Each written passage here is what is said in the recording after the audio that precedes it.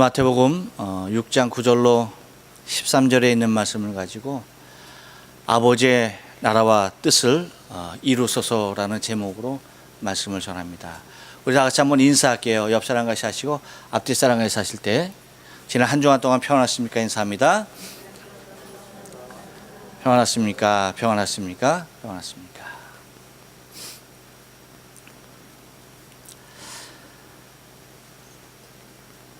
영국에 랭더 다운이라고 하는 의사가 있었습니다. 그분에 의해서 다운 증후군이라고 하는 병이 발견되었죠. 그리고 또한 그에 의해서 서번트 증후군이라고 하는 그러한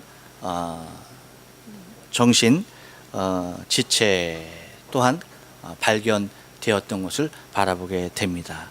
근데 이 서번트 증후군을 군에 속하여 있는 사람들이 대부분 IQ가 약 한 40에서 70 정도에 해당하는 사람들입니다. 근데 이들은 그 굉장히 하나의 분야에, 그러니까 보통 사람이 상상을 초월하는 아주 경이로운 그러한 신비한 능력을 지니고 있는 그러한 부류의 사람들입니다. 대부분 이제 자폐에 나타나는 현상이긴 한데, 이제 그 부분에 있어서 아주 극소수에 해당하는 사람들에게 나타나는 그러한 아주 기이한 현상이 아닐 수가 없는데, 그것이 뭐냐 하면 음악이나 미술, 그리고 수학, 그리고 이제 공간의 지각력, 다시 말하면 뭐 길찾기나 아니면 그 날짜를 계산하는 그 달력이 뭐 몇 년도 몇 월 며칠은 무슨 요일이라고 하면 뭐 바로 그냥 그 요일이 나오는 그러한 특이한 분야에 아주 탁월한 그러한 능력이 나타나는 현상들을 얘기합니다. 여러분이 1988년이죠. 영화 레인맨이라고 하는 영화 보셨습니까? 기억하시죠? 더스틴 호프만이 주연을 했던 영화인데, 그 더스틴 호프만이 앓고 있던 이제 병이 바로 서번트 증후군이죠. 근데 그 자폐증을 앓으면서 다른 분야에서는 아주 그냥 다 뒤떨어지죠. 왜? 지능이 뭐 70 이하니까 다 떨어집니다. 그런데 그 숫자적인 개념에서 아주 그냥 탁월한 모습이 발견되죠. 한 번은 그 뭡니까? 이쑤시개입니까? 아니면 뭐 젓가락입니까가 딱 쏟아졌는데 숫자를 외우는 거예요. 숫자를 부르는 거예요. 몇 개라고 계속 부르는 거예요. 그것이 이제 동생이 이상한 그러한 이거 신비한 뭔가가 있다 싶어서 나중에 라스베가스에서 큰 돈을 모으죠. 이제 그런 과정에서 아름다운 그 우애를 다시 이제 만드는 그러한 영화인데, 거기에 나타났던 그러한 특이한 재능을 가졌던 사람이 바로 그렇습니다. 그런데 이 사람들의 그 공통적인 특징이 있다라고 한다면 그것이 뭐냐면 아주 탁월한 기억력을 갖고 있다는 겁니다. 기억력이 보통의 기억력이 아니에요. 우리가 기억력이 아무리 좋다 해도 그 사람들의 영역을 따라갈 수가 없다는 거예요. 그러니까 가만히 생각해 보니까 저하고는 정반대의 사람, 저하고는 부류가 완전히 다른 그러한 사람들인 것 같아요. 여러분에게 그 사진 하나를 좀 보여드리겠습니다. 사진을 보면 여러분 사진 잘 보이십니까? 네. 저게 무슨 사진이겠어요? 저거는 그 영국의 그 스티븐 윌트셔라고 하는 이 서번트 증후군을 앓고 있는 이 사람인데, 이 사람이 그림을 그리는 겁니다. 그림을 그리는데 어떤 그림이냐 하면 저것이 그 2005년도에 그 동경을 그린 그림이에요. 근데 저 동경을 그린 그림이 어떻게 그리게 되어지냐면 30분간 헬기를 타고 동경을 위에서 쫙 내려봅니다. 그리고 내려와서 저 그림을 일주일간 그려요. 일주일간 그리는데 전혀 어떤 것도 의지하지 않고 오직 자기의 뇌리 속에 메모리된, 기억된 그 기억력을 가지고 하나하나 다 그리고 있다는 겁니다. 그런데 저 그리는 그 모습을 보면 여러분 저거 좀 가까이서 보면 얼마나 고막가이하게, 얼마나 세부적으로, 얼마나 기가 막히게 그리든지 정말 놀라울 정도로. 저 그림이 지금 여러분이 보시기에 저게 한 몇 도 정도 될까요? 180도가 조금 안 될 정도의 각도입니다. 한 120도 정도 될려나? 근데 360도에서 사람 입구 하나 들어갈 만한 공간을 제외하고 나서는 360도 뺑 돌아서 그림을 다 그리는 겁니다. 엄청난 거죠. 몇 분을 보고요? 30분을 헬기에서 내려다보고 그걸 갖다가 일주일을 앉아서 그리는 것입니다.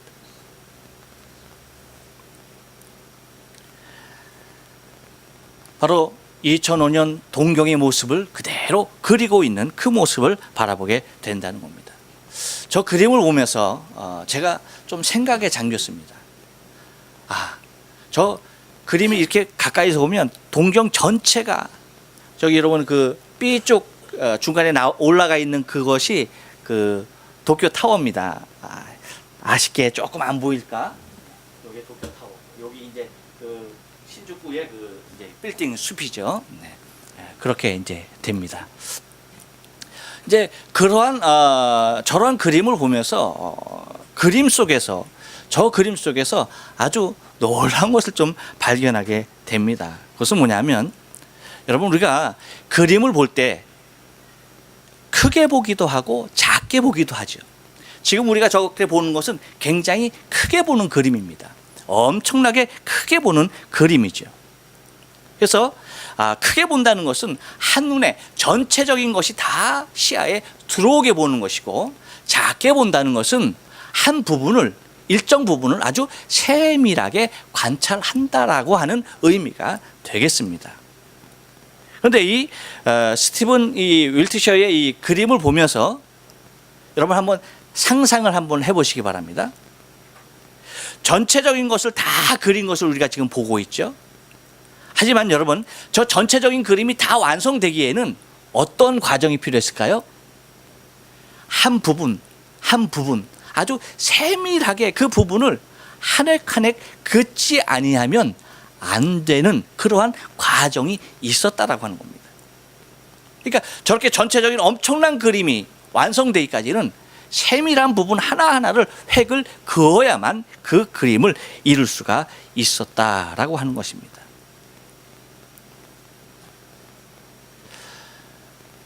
이 모습을 여러분 한번 상상해 보면서 오늘 본문의 말씀, 우리 주기도문을 한번 생각해 볼 때에 오늘 주기도문이 뭐였습니까? 나라의 임하옵시고 뜻이 하늘에서 이룬 것까지 땅에서도 이루어지이다. 이 부분을 여러분 한번 잘 접목시켜 주시길 바랍니다. 바로 오늘 우리가 상고하는 이 성경의 이 부분은 바로 뭐냐 하면 가장 큰 그림, 성경을 통하여서 볼 수 있는 가장 큰 그림이라고 할 수가 있는 겁니다. 무엇이? 나라가 임하옵시며 뜻이 하늘에서 이룬 것까지 땅에서도 이루어지이다. 바로 이 기도의 내용이 성경 전체를 다 가장 큰 그림으로 그려놓은 기도의 제목이 바로 오늘 이 본문 10절에 있는 말씀이라고 하는 거예요. 그러니까 우리가 성경 전체에서 큰 그림으로 딱 내려다보면 보이는 것이 무엇이어야 하냐면 바로 이 그림이 보여야 된다는 거예요. 하나님의 나라가 이 땅에 임하고 그리고 하나님의 뜻이 하늘에서 이룬 것까지 땅에서도 이루어지는 이것이 성경 전체의 가장 큰 그림이라고 하는 겁니다. 그래서 주님께서 우리에게 이 기도를 우리에게 가르쳐 주는 것은 그 무엇을 구체적으로 구하기 전에 우리가 먼저 마음 가운데 항상 간직하고 항상 그림을 그려야 할 부분은 하나님의 나라 그리고 그분의 뜻이 하늘에서 이룬 것 같이 이 땅에서도 이루어지는 그 그림을 먼저 생각하고 먼저 그리고 그 사상 가운데 우리가 구체적으로 기도해야 할 것들에 대하여서 기도하지 아니하면 안 되는, 그러니까 가장 큰 그림을 우리가 먼저 인식해 놓고 이것을 떠나면 안 된다는 거죠. 이것을 먼저 가장 크게 그려놓고 그 다음에 우리가 더 구체적인 모습에서의 사건 하나하나들을 우리는 살펴볼 수가 있다라고 하는 것입니다. 그러면 여러분, 우리가 생각할 수 있는 것은 우리의 일상의 아주 작은 삶들, 그것은 저 큰 그림의 아주 작은 하나의 획이 될 수가 있다는 겁니다. 그러니까 우리 일상의 작은 삶들, 하루하루의 삶들이 하나님의 나라와 하나님의 뜻이 이 땅 가운데 이루어지기 위한 그 큰 그림의 아주 작은 한 획이 되어야 한다라고 하는 그런 결론적인 입장으로 우리는 오늘 이 본문 말씀 우리가 생각하지 않으면 안 된다라고 하는 것입니다. 그러니까 오늘 우리에게 주신 것은 곧 전체적인 배경, 하나님께서 무엇을 구상하시고 어떻게 우리에게 다가오시길 원하시는지에 대한 가장 큰 그림을 먼저 우리에게 보여주시고, 우리의 그 그림 가운데 그 넓은 공간을 우리가 우리의 일상의 삶을 통하여서 하나하나 하나님의 나라와 그분의 뜻을 이루기 위하여서 우리가 우리의 삶을 통하여서 그 그림을 완성해가는, 하나님의 뜻을 이루어가는 삶이 우리의 삶이 되어야 할 것에 대하여서 주님은 우리에게 바로 10절의 기도의 제목을 가르쳐주고 있다라고 하는 것입니다. 그러니까 우리의 작은 실성과도 같은 그러한 작은 일상의 삶이지만 그것이 하나님의 엄청난 나라, 그 나라의 뜻을 이루는 아주 귀한 하나의 그림이 되어지고 있음을 우리가 바라볼 수 있어야 합니다. 여러분, 그렇기 때문에 주의 백성으로서 반드시 구하고 살아야 하는 것이 곧 마태복음 6장 33절에서 말씀하시는 너희는 먼저 그의 나라와 그의 의를 구하라.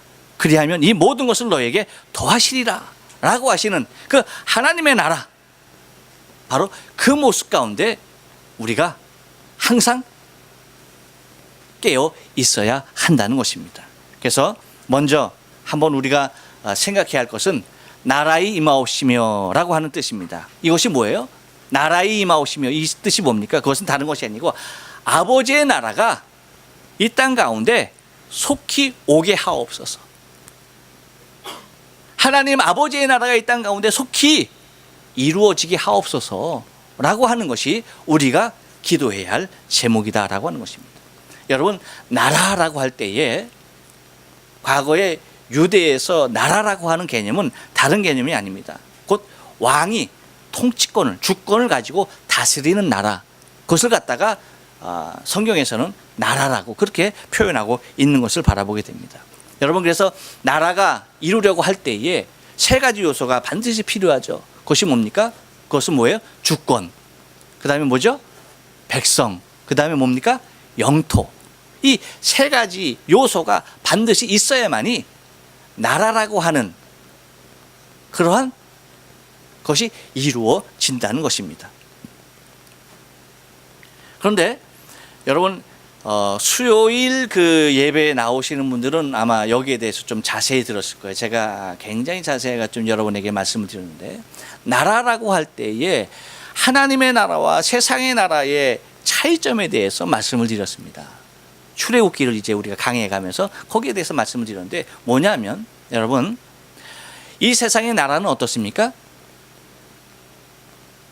먼저 땅이 있고, 그렇죠? 영토가 있고, 그 다음에 백성이 있어야지 무엇이 존재합니까? 왕이 존재합니다. 그것이 어떤 나라예요? 이 세상 나라예요. 그러니까 왕이 절대적인 주권을 가졌다라고 하지만 실질적으로 영토가 없거나 그리고 백성이 없으면 왕이 존재할 수가 없는 거예요. 그러니까 여러분, 우리가 냉철한 판단으로 미뤄보면은 이 세상의 나라는 사실은 허상이에요. 허구예요. 본질이 아니에요. 여러분, 왕이 정말로 능력이 있다라고 한다면, 주권이 있다라고 한다면 이제 하나님의 나라를 볼까요? 하나님의 나라. 여러분, 이 땅에 나라가 있었습니까? 영토가 있었습니까? 없습니다. 사람이 있었습니까? 없습니다. 근데 누구는 존재합니까? 왕은 존재합니다. 그래서 그 왕이 그 나라를 이루려고 할 때에 어떻게 하냐면 그렇죠? 하나의 생명을 부르죠. 아브라함이라고 하는 하나의 사람을 선택을 해서 그를 통하여서 하나님의 나라를 왕성에 이루어가는. 그래서 그들을 통하여서 백성들을 만들고 또한 그들을 통해서 땅을 허락해주고 그리고 당신이 통치자로 통치하시는 그러한 하나님의 나라의 개념을 여러분 생각하면 이 땅의 나라는 사실은 온전한 나라일 수가 없다는 거죠. 사실 온전한 왕권을 가진 주권을 가진 왕이 존재한다라고 한다면 백성이 없어도 땅이 없어도 그 왕은 존재해야 한다는 것이죠. 지금 북한이 지금 3대째죠. 그렇죠? 여러분 몇 대까지 갈 것 같아요? 3대로 5할이? 얼마나 갈 것 같습니까? 여러분, 이 땅의 나라는 진정한 의미에서 하나님의 나라에서 비춰오면 그것은 나라라고 할 수가 없는 거예요. 여러분, 아브라함이 섬겼던 하나님, 이삭이 섬겼던 하나님, 야곱이 섬겼던 하나님, 그리고 지금 우리가 섬기는 하나님, 왕이 바뀌었습니까? 아니, 왕은 변하지 않는 거예요. 주권은 변하지 않는 겁니다. 절대 주권은 결코 변할 수 없는 것은 절대 주권이라고 하는 거예요. 그러니까 나라라고 할 때의 그 개념을 우리가 보면은 바로 그 하나님이 통치하는 그 나라가 이 땅 가운데 이루어지길 소원하는 그 기도의 제목을 우리가 갖고 하나님의 백성으로서의 삶을 살 것에 대해서 이야기하고 있다라고 하는 것입니다. 그래서 여러분, 그 나라에는 일단은 통치권이 주어지는 것이죠. 통치권이 뭡니까? 곧 하나님께서 그 주권을 가지고 통치하는 그 모습을 보면 아담, 아벨, 그리고 셋, 그리고 아브라함, 그리고 예수 그리스도까지 이어지는 그 모습을 우리가 바라보게 됩니다. 그래서 예수 그리스도로 이어지는 그 나라. 그래서 이스라엘 백성들에게 하나님은 그들에게 법을 주시죠. 레위기, 민수기, 신명기, 바로 이런 것을 통해서 그들에게 법을 허락해 주십니다. 그것이 뭐예요? 하나님의 주권이죠. 하나님의 말씀, 그 말씀이 기준되어서 그들이 살아야 할 그 모습을 줍니다. 그랬을 때 여러분, 빌라도가 예수님께 하는 말을 우리가 좀 잘 들어볼 필요가 있습니다. 빌라도가 예수님을 신문할 때에 이렇게 말합니다. 네가 유대인의 왕이냐? 라고 물어요. 누가복음 23장 3절에서 그렇게 묻습니다. 그럴 때 예수님께서 뭐라고 말합니까? 이르되, 그러니까 빌라도가 예수께 물어 이르되 내가 유대인의 왕이냐? 대답하여 가라사대 때 내 말이 옳도다. 뭐라고 말씀하시는 거예요? 내가 왕이다.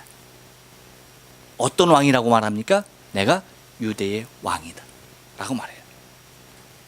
그러니까 이 세상의 나라가 아니죠. 하나님의 나라, 그 나라의 왕이다라고 말씀하고 계시는 겁니다. 곧 그렇게 하나님께서 건축해 놓으신, 하나님께서 만들어 놓으신 그 하나님의 나라의 계보에 따라서 예수 그리스도께서 이 땅에 오셔서 왕으로 오셔서 당신이 지금 이 세상 나라의 총독에게 신문을 당하고 있다라고 하는 것입니다.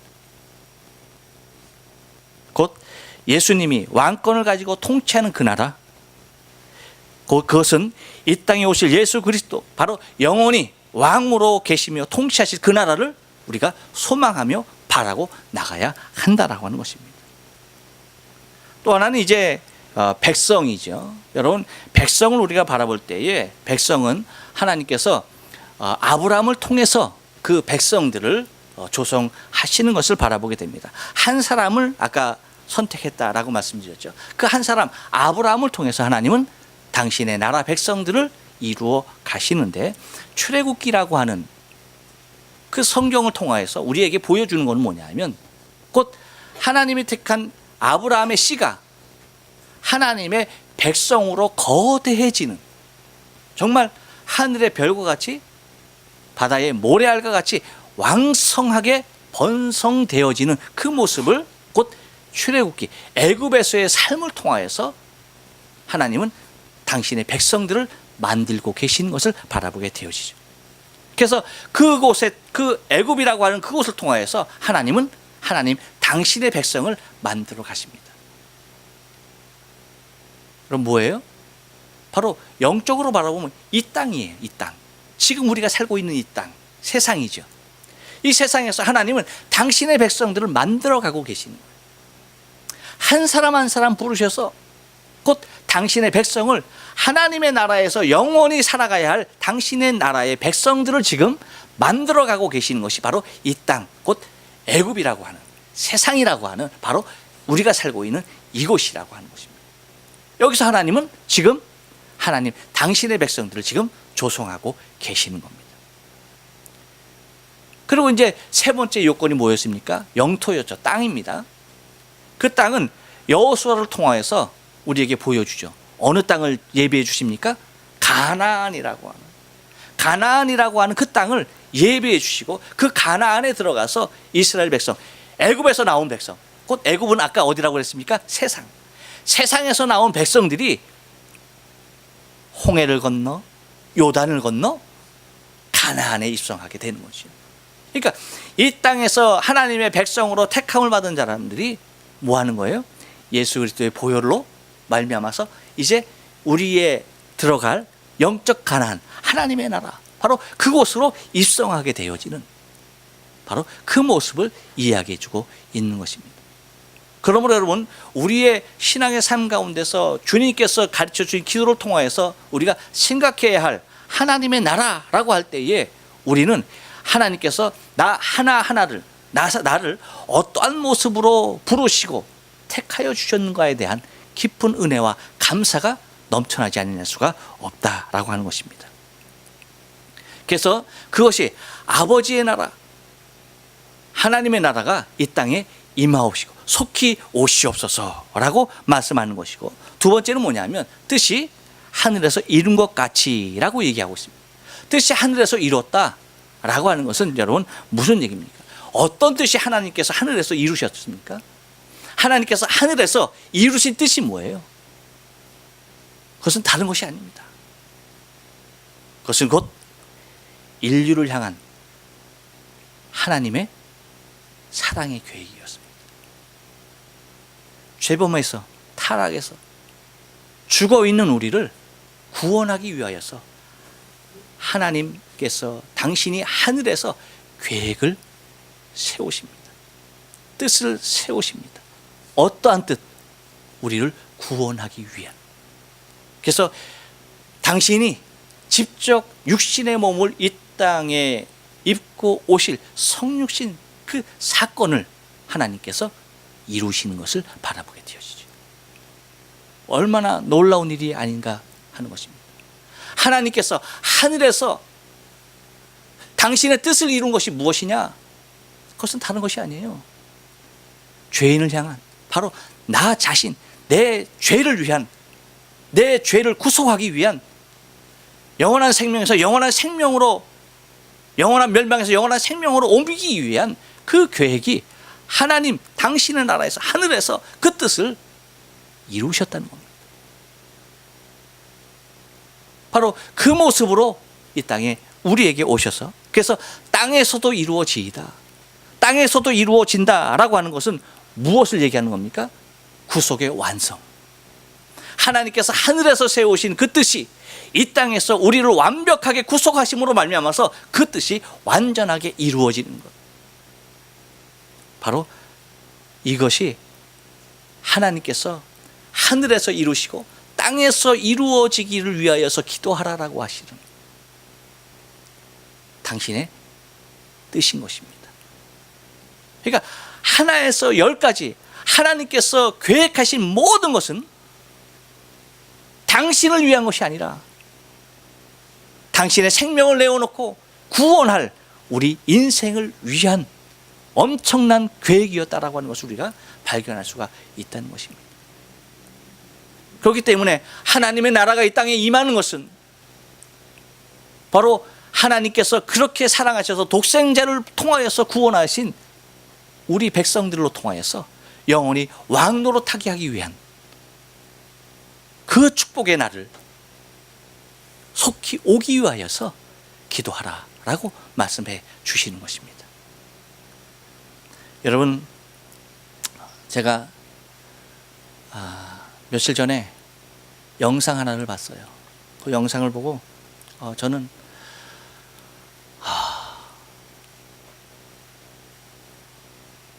말문이 막혔고,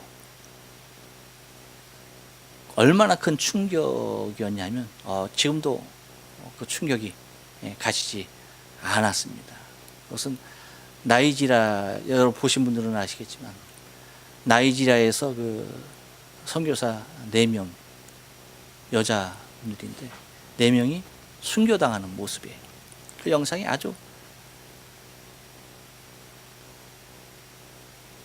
그냥 꼭 보고 싶은 분들은 보시고, 이게 약하신 분들은 절대 보면 안 돼요. 그것을 보고서 얼마나 큰 충격에 제가 잠겼는지.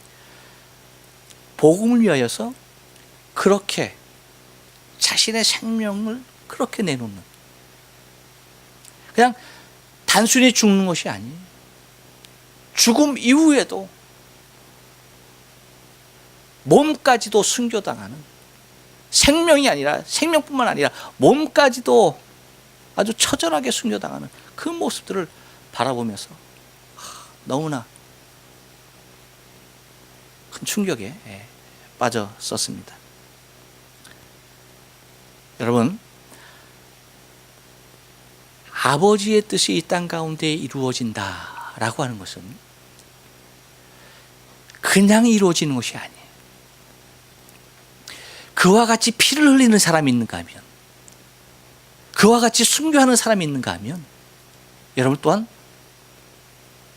살아서 순교의 삶을 사는 그 모습으로, 그 나라를 위하여서 헌신된 모습으로 사는 사람이 필요로 한 것입니다.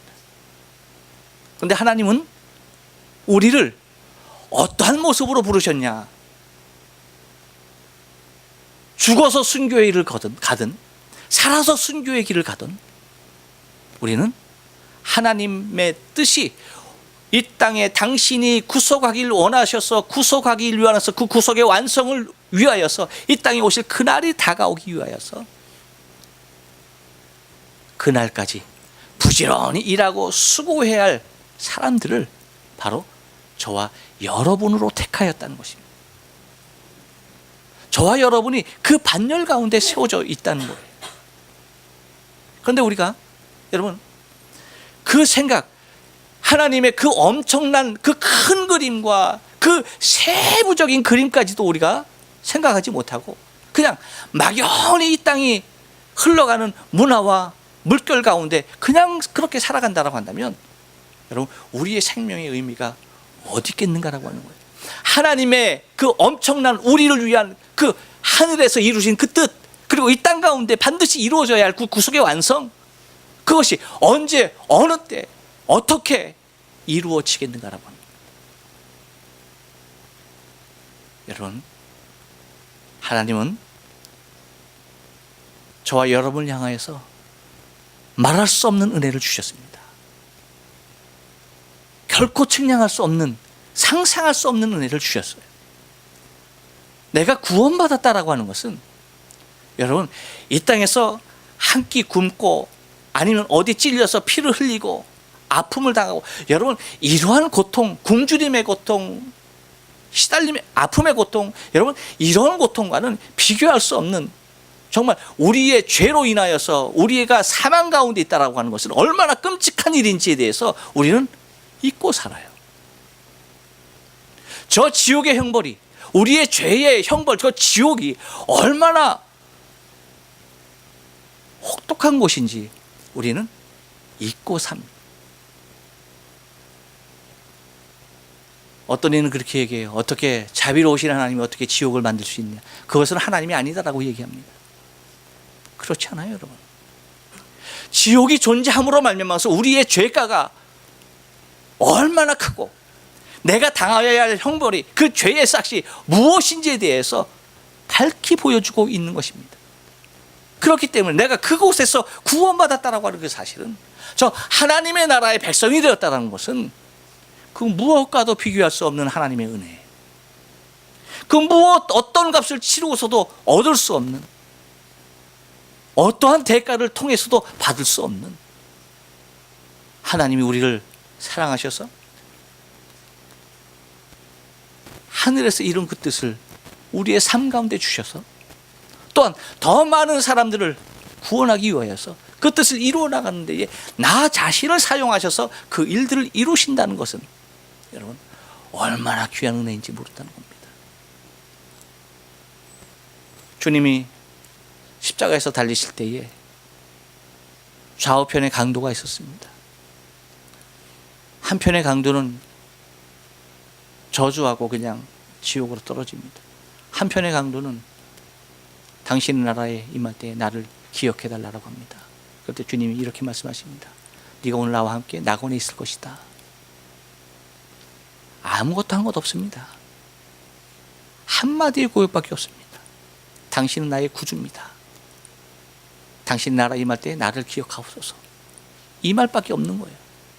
여러분, 그렇게 구원받은 것도 얼마나 감격스러운 일입니까? 그렇지 않아요, 여러분?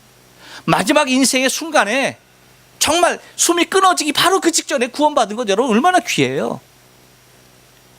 그렇게 구원받은 것도 귀한데 하물며 우리가 우리의 인생에 많은 세월이 남아서, 언제 주님께서 부를지 모르지만 그래도 그렇게 남아서 내가 하나님의 백성으로 부름받아 주의 일을, 하나님께서 하늘에서 이룬 그 뜻, 이 땅에서 이루시기로 원하시는 그 뜻을 내 자신을 통하여 이루어 간다라고 하는 그 사실이 여러분 얼마나 영광스러우냐라고 하는 것입니다. 그것이 얼마나 큰 은혜냐라고 하는 것입니다. 무엇에 비교할 수 있을까요? 이 세상 어떤 명예에, 이 세상 어떤 직책에 비교할 수 있을까요? 아까 말씀드렸죠. 이 나라는, 이 세상은, 이 세상에 있는 나라는 다 허구입니다. 언젠가는 없어질 나라예요. 여러분, 이 나라가 영원할 것으로 생각하시면 안 돼요. 오직 영원한 나라는 어제나 오늘이나 동일하신 예수 그리스도께서 왕 되신 아버지 하나님의 나라, 그 나라밖에는 없는 것입니다. 그 영원한 나라에서 아버지와 함께 왕노릇할 우리의 모습을 생각한다고 한다.